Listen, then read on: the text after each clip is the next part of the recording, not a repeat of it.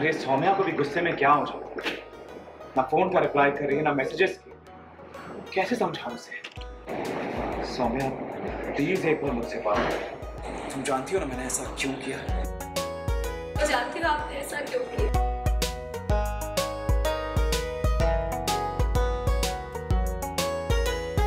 क्या मतलब? आपने इशारा को डराने के लिए हॉस्टल जाने की बात की थी। अंकल इस बार डरा नहीं रहा, करके दिखाऊंगा। सच्ची वो बहुत डर गई। अंकल आजकल तुम कुछ ज्यादा नहीं बोल रही हो। मेरी जिंदगी तो खराब कर ही चुकी, लेकिन अपने बच्चों की जिंदगी खराब नहीं होने दूंगा। हर दिन तुम्हारी लापरवाही की वजह से इस घर में नया तमाशा होता है। एक दिन चैन का, सुकून का नहीं मिला है मुझे। मेरी जिंदगी में ना ग्रहण बनकर छा गई। क्या हुआ आदित्य? लगता है तुमको सबसे ज्यादा ही परेशानी है, चाहे वो माँ बाप हो, पत्नी हो, बच्चे हो, है ना? ये क्या है?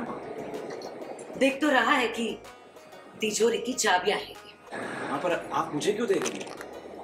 बेटा अब इसे तुम ही रख लो बेटा। सब कुछ संभालना चाहते हो ना, सारी जिम्मेदारियां उठाना चाहते हो, तो इसे भी ले लो और अब घर तुम ही चलाओ, क्योंकि तुम्हें किसी की सलाह की कोई जरूरत नहीं है। और हमको आजाद करो। और हाँ, एक काम और करो बेटा, हमको वृद्धाश्रम में भेज दो। ना गुड़ रहेगा ना चीटियां आएगी।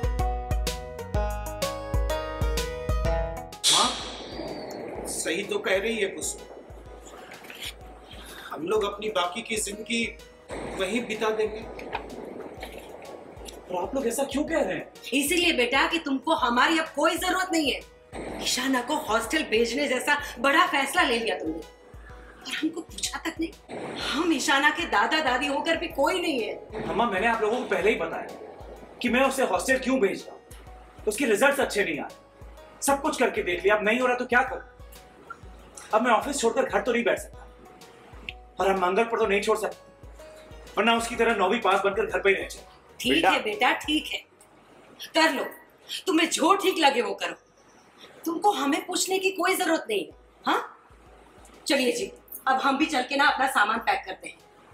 अब हमें किसी से कोई बात नहीं करनी है। अम्मा, अगर आपको बुरा लगा है तो मैं आपसे माफी मांगता हूँ। प्लीज मुझे माफ कर दीजिए। अम्मा क्यों कर रही हैं ऐसे? अम्मा, आप जानती हैं मैं आपको दुखी नहीं दे सकता। आपने सोच भी कैसे ली कि मैं आपके बिना जिंदगी गुजार सकता हूँ? एक दिन भी आप लोगों के बगैर नहीं गुजार सकता, कि आप अच्छी तरह जानती हैं। अम्मा देखिए, मैं कान पकड़ता हूँ, उठक बैठक करता हूँ, पैर पकड़ता हूँ। अम्मा प्लीज मुझे माफ कर दीजिए। आप जानती हैं बचपन में जब मुझे जिद आता था, तो जब तक आप मुझे माफ नहीं करती थी मैं आपका पैर नहीं छोड़ता, ऐसे ही उठक बैठक करता जब तक आप मुझे माफ नहीं करेंगी। अम्मा आप गुस्सा मत कीजिए, आज का दिन ही समझो खराब। ईशाना को हॉस्टल भेजने का फैसला हम सब साथ में बैठ के करेंगे। ठीक है, जैसा आप कहेंगे वैसे ही।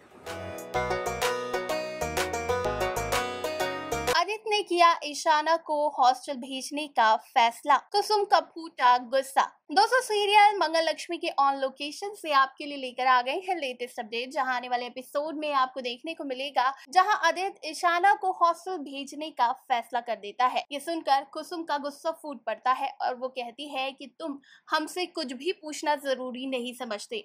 ये लो तिजोरी की चाबियां, सब कुछ तुम रख लो, हम तो किसी वृद्धाश्रम में भी रह लेंगे, हम ये घर छोड़कर जा रहे हैं। आदित्य को अपनी गलती का एहसास होता है। आदित्य अपनी माँ के पैर पड़ जाता है और कहता है मुझे माफ कर दो माँ, मुझसे गलती हो गई है। ऐसे में आदित्य की माँ कहती है तुम्हें सबसे दिक्कत है, फैमिली से दिक्कत है, पत्नी से दिक्कत है, माँ बाप से दिक्कत है, तो हम ही यहाँ से चले जाते हैं।